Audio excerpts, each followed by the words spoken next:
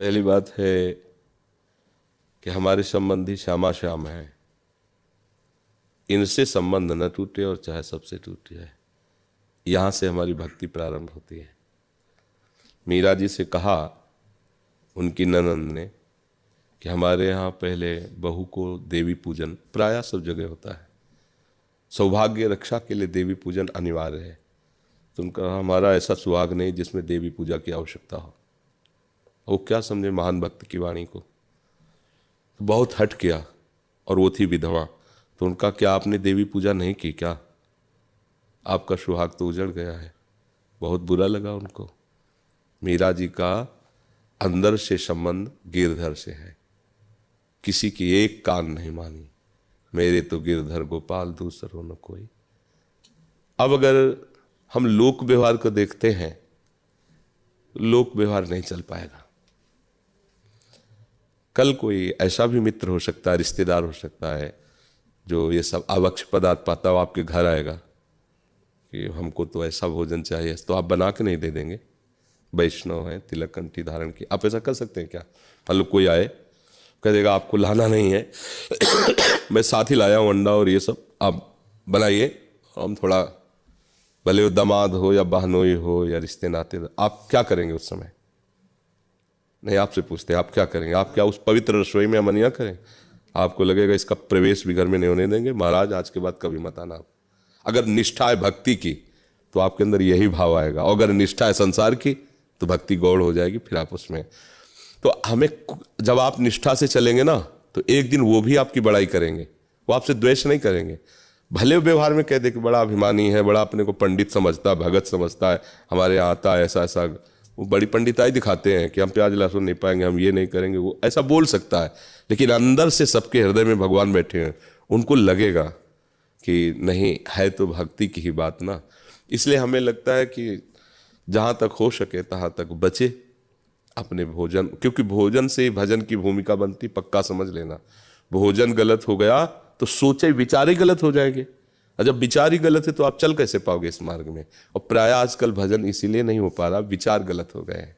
विचार इसलिए गलत हो गए कि भोजन, नए नए बच्चे हैं, पवित्र रसोई का भोजन सुहाता नहीं उनको। आजकल चला है वो पिज्जा, वो सेमई जैसा ऐसे ऐसे करके किया जा, क्या है? हाँ, लूडो चाउमीन, जो चाउमीन, हाँ वही, हाँ मैगी मैगी। अब बताओ, समय कम जीवन का और वो भी विलासिता में। अब ये चीजें जैसे बनी हैं, बनाने वाले के विचार, उसकी पद्धति, ये सब आप पर, तो देखो बच्चों का कहाँ मन लग रहा है? न माता पिता की मर्यादा है, न धर्म को जानते हैं, न उनके अंदर कोई दैवी संपदा के लक्षण, बस वही आसुरी संपदा। अगर कोई माता पिता डांटता तो कहते प्लीज आप अपनी जिंदगी जीजिए, मुझे अपनी जिंदगी जीने दीजिए। तुम्हारी जिंदगी ही क्या? तुम क्या समझ पाए हो कि तुम्हारी जिंदगी क्या है? मनमानी आचरण कोई जिंदगी होता है? और फिर वही ऐसी जगह फंस जाते हैं कि ना रोते बनता है, ना माता पिता का कोई सहायता लेने का, क्योंकि अब कैसे सहायता लें, उन्होंने तो मना किया था, उधर चले गए। तो ये खान पान का बहुत बड़ा और बड़ी समस्या है खान पान की। अगर आप सीधे रोटी दाल और सलाद की होटल ढाबा खोल लो तो आप में कोई नहीं बैठेगा, आपका ढाबा मक्खियाँ ही खाएंगी। दो चार ऐसे कोई भले आ जाए कभी, और आपके उसमें दूर से सब व्यवस्था कि आप जाओगे तो शराब भी मिलेगी, मांस भी, जो जैसा, अगर आप ऐसा पाना चाहो तो ऐसा पाना चाहो, वो होटल ज़्यादा चलेगा। तो पैसा कमाना है तो भले वो कहे कि हम नहीं खाते, पर वो बनाएगा, सब करेगा। पर भगवत प्राप्ति तो एक अलग वस्तु है ना। और रही धन संपत्ति की बात, अधर्म से धन संपत्ति कभी सुख देते नहीं, चाहे जितना कमा लो।